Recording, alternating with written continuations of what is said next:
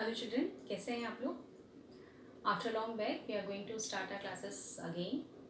और जैसा कि पिछले क्लास में हम लोगों ने क्लास 8 का सेकेंड चैप्टर शुरू किया था और उसमें हम लोग प्रोसेस ऑफ सॉइल फॉर्मेशन पढ़ रहे थे और हमने देखा कि मिट्टी कैसे बनती है and which are the various factors which affect the soil formation, right.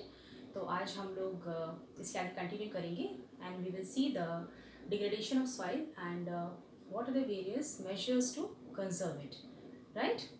तो पहले तो हम इन दो वर्ड्स का मतलब समझ लेते हैं। First is your degradation, right. Degradation क्या होता है और कंजर्वेशन क्या होता है। डिग्रेडेशन का मतलब होता है जब किसी चीज़ की गुणवत्ता घटती है, क्वालिटी कम होती है, उसे हम लोग कहते हैं डिग्रेडेशन। और कंजर्वेशन यानी हम कैसे उसको कंजर्व कर सकते हैं, कैसे बचा सकते हैं, ठीक है। तो यहाँ पे जैसे कि हम लोग बात करें मिट्टी की, तो मिट्टी किसी भी चीज़ को हम जब लगातार इस्तेमाल करेंगे तो उसकी गुणवत्ता घटेगी, ठीक। तो इसीलिए यहाँ पे डिग्रेडेशन वर्ड का यूज़ हुआ है कि मिट्टी किस प्रकार से डिग्रेड हो रही है। तो मिट्टी डिग्रेड होने का भी कारण बहुत सा होता है, जैसे कुछ तो हम लोगों के कारण होता है ह्यूमन एक्टिविटीज़ और कुछ जो है वो प्राकृतिक रूप से होता है, ठीक है। क्योंकि मिट्टी में बहुत दिन से फसलें हैं या पेड़ पौधे हैं, जंगल हैं, तो लगातार क्या होता है, पेड़ पौधे जो होते हैं वो मिट्टी के न्यूट्रिएंट्स एब्जॉर्ब करते हैं, उसको यूज़ करते हैं, तो इससे मिट्टी की फर्टिलिटी जो है वो लूज़ होती जाती है। ये तो एक नेचुरल फैक्टर हो गया, ठीक है। बहुत सी चीज़ें भाई जैसे बाढ़ आ गई या फिर भूस्खलन हो गया, ठीक है, ये सब चीज़ें प्राकृतिक हैं, ठीक है। लेकिन अब जैसे हम अगर लेंगे डिफॉरेस्टेशन, यानी जहाँ पे हम वन काट दे रहे हैं, बहुत से जंगल हमने काट दिए, ठीक है, तो यहाँ पे मिट्टी आपकी क्या हुई, डिग्रेड हो गई, डिप्लीट हो गई, ठीक है। तो हम आज ही पढ़ेंगे मिट्टी किस प्रकार से डिग्रेड होती है और हम कैसे उसको बचा सकते हैं, right. Okay, now will see the major threat to soil. Major threat to soil का मतलब हमारी मिट्टी को सबसे ज़्यादा किस चीज़ से थ्रेट है, डर है। So that is the soil erosion and depletion, ठीक है। एरोजन होना मतलब मिट्टी का कटाव होना, डिप्लीट होना, ठीक है। धीरे धीरे उसकी लेयर जो है वो डिप्लीट हो रही है, कम हो रही है, ठीक है। अब मिट्टी का एरोजन होना यानी कैसे होता है, जब बहुत तेज पानी का बहाव आएगा, ठीक, या फिर तूफान आएगा, इसमें आपकी मिट्टी है अगर खुली है, वहाँ पे पेड़ पौधे नहीं हैं, तो यहाँ पे मिट्टी क्या होती है, एरोज होती है, एरोड हो जाती है ना, उसका कटाव हो जाता है और वो डिप्लीट हो जाती है, ठीक है। तो हमारी मिट्टी को जो सबसे ज़्यादा थ्रेट है वो आपका सॉइल एरोजन से है और आपका depletion, right. Now which are the factors responsible, ऐसे कौन से फैक्टर्स हैं जो सॉइल एरोजन के लिए, उसके डिप्लीशन के लिए रिस्पॉन्सिबल हैं, ठीक है। तो इसमें दो फैक्टर्स आते हैं, अभी जैसे कि मैंने आपको थोड़ी देर पहले बताया था, human factors and the natural factors, वो जो हम करते हैं और जो प्राकृतिक रूप से होता है। Okay, so that is deforestation. Deforestation यानी जहाँ पे वन बहुत ज़्यादा काट दिए जाते हैं, दैट इज द, जैसे एक आपका फॉरेस्टेशन और फिर लग गया डिफॉरेस्टेशन यानी वनों का कटना। देन योर ओवरग्रेजिंग यानी जहाँ पे आपके पशु किसी भी हरी भरी जगह को बहुत ज़्यादा उसको चर लेते हैं, उसकी ग्रेजिंग बहुत ज़्यादा करने से क्या होता है, जो वहाँ की छोटी छोटी घास है या पौधे हैं वो जड़ से उखड़ जाते हैं। तो जड़ से उखड़ने से क्या होता है, वहाँ का जो ग्राउंड है वो खुल जाता है, मिट्टी खुल जाती है, ठीक है। तो वो पूरी तरीके से अब फ्री है, कोई भी पानी आएगा या हवा का बहाव आएगा तो तुरंत उसको भाग के ले जाएगा। फिर आपका over use of chemical fertilisers and pesticides. सब हमने जब बहुत ज़्यादा केमिकल फर्टिलाइजर्स, रासायनिक पदार्थ यूज़ कर लिए कीड़े मकोड़ों को कंट्रोल करने के लिए या फिर अपने फसलों की उत्पादन को बढ़ाने के लिए, तो जब हम उसकी मात्रा बढ़ा देते हैं वो भी आपका मिट्टी के एरोजन को बढ़ाता है। देन यू रेन वॉश, ठीक है, बहुत ज़्यादा बारिश हो गई तो इससे भी पानी के बहुत ज़्यादा तेज बहाव से आपकी मिट्टी बह के चली जाती है। फिर आपका लैंडस्लाइड है, लैंडस्लाइड यानी भूस्खलन। फिर आपका फ्लड्स, आप सब जानते हैं फ्लड यानी बाढ़, ठीक है। तो ये ऐसे मेजर फैक्टर्स हैं जो कि आपकी एरोजन के लिए जिम्मेदार हैं। तो ये एक इम्पॉर्टेंट पॉइंट है जो कि एग्जाम में पूछा जाता है, which are the factors which are responsible for the soil erosion and depletion, ठीक है। तो ये जो वर्ड्स हैं आपके, ठीक है, इसको आपको एक एक सेंटेंस में थोड़ा सा डिफाइन करना आना चाहिए, ठीक। ये जैसे डिफॉरेस्टेशन हो गया, डिफॉरेस्टेशन से आप क्या समझते हैं, ओवरग्रेजिंग हो गया, उससे आप क्या समझते हैं, ठीक है। तो जब हम किसी भी क्वेश्चन का आंसर करते हैं, अगर हम उसको थोड़ा थोड़ा डिफाइन कर देते हैं, it shows that we have a knowledge, right. तो आपके एग्जाम में जब क्वेश्चंस आते हैं तो हम जब उसका आंसर करते हैं, we answer according to the numbers, है ना, 1 मार्क्स के क्वेश्चन है, 2 मार्क्स के क्वेश्चन है, 3 के हैं कि 5 के हैं, राइट। तो जब भी इस प्रकार के क्वेश्चन 5 मार्क्स में आते हैं तो हमें क्या करना चाहिए, पॉइंट वाइज उसके हमने कारण लिख दिए, यानी these are the various factors which are responsible for the soil erosion. Number 1 deforestation, हमने इसको थोड़ा सा डिफाइन कर दिया, over cutting of the forest of the trees, ठीक है। नेक्स्ट ओवर ग्रेजिंग, नंबर 2, फिर हमने इसको थोड़ा सा डिफाइन कर दिया, नंबर 3 डिफाइन कर दिया, ठीक है। तो इस प्रकार जब हम डिफाइन करते हैं then the answer is full, right, okay. तो ये तो आपकी एग्जाम की बात होगी। So we have seen the factors responsible. Now अब हम इसको कैसे बचाएंगे, which are the various methods to conserve the soil, कैसे हम अपनी मिट्टी को बचा सकते हैं। तो पहले हम देख रहे हैं मल्चिंग। मल्चिंग क्या है, मल्चिंग देखिए, अभी जैसे हम पौधे उगाते हैं, ठीक है, अगर ये हमारा फील्ड है तो पौधे उगाने का मतलब ये नहीं कि हम लोगों ने बस ऐसे ही किसी तरीके से बीज पूरे छींट दिए और कहीं भी आपके पौधे उग गए, ठीक है। यानी जब भी हम फसलें उगाते हैं तो एक तरीके से आपने किसानों को देखा होगा या खेत देखे होंगे किस प्रकार से वहाँ पे एक लाइन में जो है, अगर ये आपका खेत है, एक लाइन में जो है आपकी बीज को डाल के जो है पौधे उगाए जाते हैं, ठीक है। अब यहाँ पे अगर आपकी क्रॉप्स हैं इस रो में, ठीक, अब ये जो आपकी ज़मीन है ये बेयर है, बेयर का मतलब क्या, खाली, कहते हैं ना बेयर फुट, है ना, जब आप अपने पाँव पे चप्पल नहीं पहने होते हैं, वैसे ही आपकी बेयर ग्राउंड, यानी जिसके ऊपर कुछ भी नहीं है, पूरी की पूरी खाली है, ठीक है। तो मल्चिंग का मतलब ये होता है जब हम पौधों के बीच की खाली वाली ज़मीन को भरते हैं, किस चीज़ से, it is covered with organic matter, कोई भी जैविक पदार्थ, ठीक है। जैविक पदार्थ में क्या, स्ट्रॉ, स्ट्रॉ का मतलब क्या होता है, भूसा। आपने जब अपनी फसल काट दी उसके बाद जो डंठल रह जाती है जिसको हमारे पशु खाते हैं, ठीक है, उसी को हम लोग भूसा कहते हैं, दैट इज स्ट्रॉ। तो हम लोग क्या करते हैं, इस खाली ज़मीन पे इसको कवर कर देते हैं स्ट्रॉ से, तो इससे क्या होता है, आपकी मिट्टी ढक गई, ओके। और उसके बाद क्या होता है, जो ज़मीन का मॉइस्चर है, उसकी नमी है, उसको ये बचा के रखता है, राइट। तो this is your mulching, understood. So what is mulching, bare ground between plants, bare ground between plants is covered with organic matter like straw, ठीक है, it retains the soil moisture, clear. Now next is your contour barriers. Contour barriers का मतलब क्या होता है, जब हम जो है पत्थर से और घास से जो है एक रुकावट पैदा करते हैं, है ना, अपने पानी को बहने से बचाने के लिए, राइट। स्टोन्स, अभी कॉन्टूर माने क्या होता है, कॉन्टूर माने अगर हम इसका वर्ड मीनिंग देखेंगे तो भाई एक हाइट पे किसी भी 2 पॉइंट के बीच की एक रेखा, है ना, हिंदी में इसको हम कैसे डिफाइन करेंगे, समोच्च रेखा, ठीक। लेकिन यहाँ पे क्या है, सिंपल वर्ड में, यानी जब हम किसी चीज़ को एक रेखा यानी एक रुकावट से बांध देते हैं, ठीक है। कॉन्टूर बैरियर किससे, स्टोन से, ग्रास से, सॉइल से, we build barrier along contours, ठीक है ना। किसी भी हाइट पे, हम किसी भी ऊंचाई पे जब हम स्टोन से, ग्रास से और मिट्टी से जो है एक बैरियर बनाते हैं, मेड़ आप सबको पता है ना, खेत में मेड़ होती है ना, एक पार्टीशन टाइप होती है, ठीक। अगर आपका एक खेत है तो हमने अगर इस पर मेड़ बना दी तो इतनी जगह आपकी ऊंची हो गई, तो नीचे आपकी जो ये है, ये फ्लैट सरफेस पे जो भी चीज़ होगी, पानी होगा या मिट्टी होगी, ये वहीं की वहीं रुक जाएगी। अब क्योंकि अगर 2 फ्लैट सरफेस आसपास हैं, ठीक है, अगर ये सब फ्लैट ही होगा तो यहाँ पे जो भी पानी है, जो भी मिट्टी हो, तो बहता चला जाएगा, क्योंकि इसको तो पूरा का पूरा खुला स्थान मिला है, ठीक। लेकिन हमने क्या किया, यहाँ पे बैरियर बना दिया। अब बैरियर बनने से क्या होगा, अब ये आगे नहीं जा पाएंगे, जहाँ हमको रोकना हमने इसको वहीं रोक दिया, right. So this is your contour barriers. Stone, grass, soil builds barrier along contours and trenches are made in front of barriers to collect water, ठीक है ना। ट्रेंचेस, ट्रेंचेस यानी क्या होता है, ये जो हमने बनाया है ना, इसके बगल में हम ट्रेंच बना देते हैं। ट्रेंच का मतलब क्या होता है, यहाँ पे आपका पानी इकट्ठा हो जाएगा, ये बह के उस तरफ नहीं जाएगा, राइट।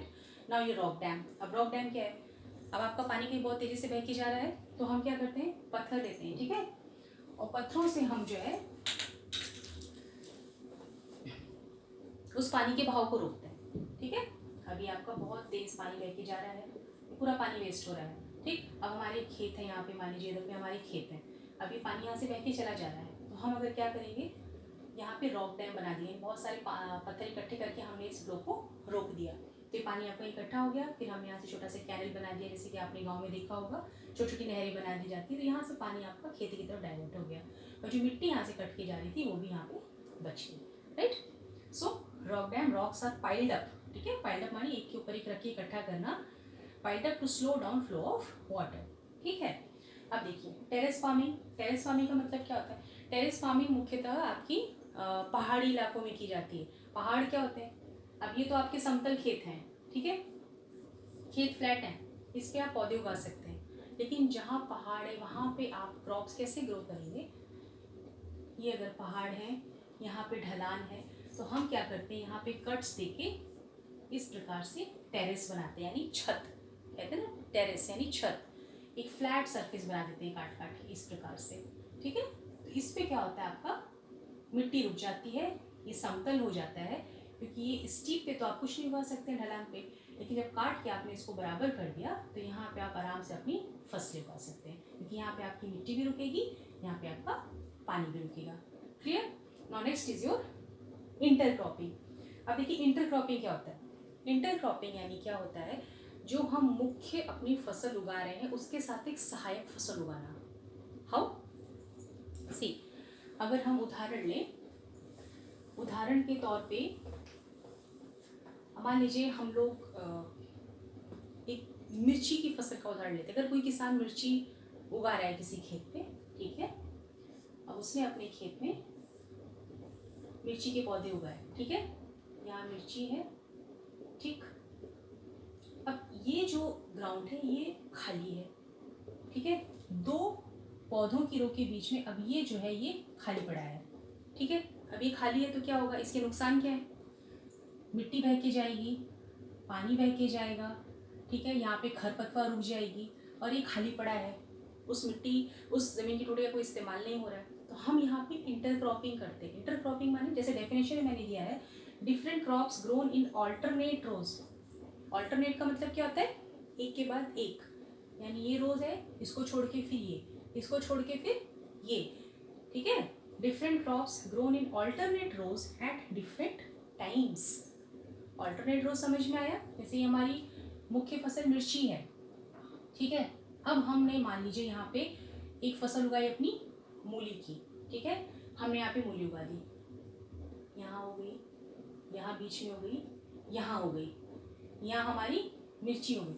अब मिर्ची आपकी लगभग 1 से 1.5 महीने के बीच में उगती है, फसल आपकी तैयार होगी मिर्ची की 1.5 महीने में, लेकिन जो आपकी मूली है ये तैयार हो जाएगी 20 से 25 दिन में, ठीक है। तो इससे पहले कि किसान की मिर्ची की फसल तैयार हुई, उससे पहले उसने मूली उगा ली, है ना। तो इससे क्या किया उसने?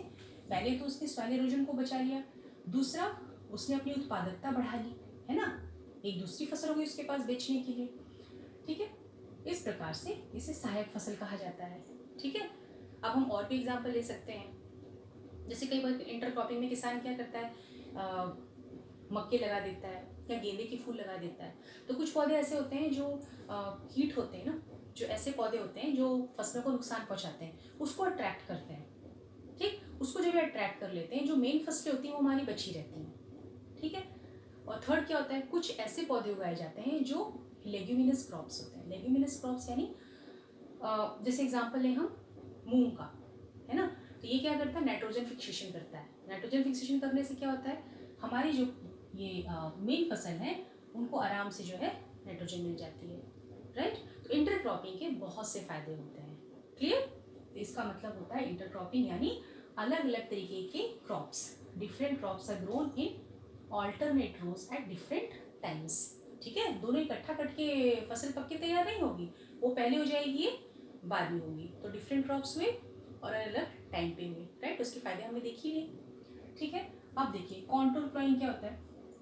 सी, कॉन्टूर प्लॉइंग में क्या करते हैं, जैसे ये आपका, ठीक है, जमीन का हिस्सा है, ठीक है। अब यहाँ पे क्या करेंगे, इस प्रकार से गड्ढे बना दिए जाएंगे, ठीक, ठीक है। अभी यहाँ पे क्या करेंगे, आपके पेड़ उगाएंगे या पौधे उगाएंगे, जो भी है आपका, ओके, ये हो गया हमारा पौधा। अब ये जो है, ये जो काट के बनाया गया है, यहाँ पे आके आपका पूरा पानी इकट्ठा रहता है, ठीक। तो ये पानी जब यहाँ आके इकट्ठा हो गया तो ये एक तो बह के आपका पानी कहीं पे गया नहीं, ठीक है, और दूसरा ये जो आसपास की ज़मीन है ये पानी होने के कारण गीली रहती है, यानी यहाँ पे नमी बनी रहती है, तो ये यहाँ के पौधे के लिए बहुत ही ज़्यादा उपयोगी है। इसी को हम लोग कहते हैं contour ploughing, right. So contour ploughing parallel to the contours of hill slopes that act as a natural barriers, ठीक है, ये प्राकृतिक बैरियर की तरह एक्ट करते हैं। Now next is your shelter belts. अब शेल्टर बेल्ट्स क्या चीज़ है? शेल्टर बेल्ट क्या होता है? मुख्यतः ये कोस्टल और ड्राई रीजन में अप्लाई किया जाता है, यानी ऐसे क्षेत्र जो कि पानी के निकट हैं या फिर जो सूखे हैं, ठीक है। तो इसमें क्या होता है, अभी ये आपका मान लीजिए बहुत बड़ा एक खेत है, ठीक है। अब यहाँ पे खूब सारे पेड़ हैं या फसलें उगाई हैं, जो भी क्या है, हमें अभी यहाँ से भी खाली है, यहाँ से भी, यहाँ से, यहाँ से पूरा खाली है। तो अभी क्या होगा, अभी पानी का तेज बहाव आएगा तो पूरी मिट्टी लेके जाता है, ठीक है। अभी हम क्या करेंगे, यहाँ पे खूब बड़ा सा बेल्ट उगाएंगे, बेल्ट यानी चौड़ा पट्टी, खूब सारा यहाँ पे पेड़ उगा देंगे। तो पेड़ क्या करेगा, कोई भी पानी का फ्लो आता है तो उसको यहाँ पे ये रोक लेता है, हवा का बहाव आता है तो ये रोक लेता है।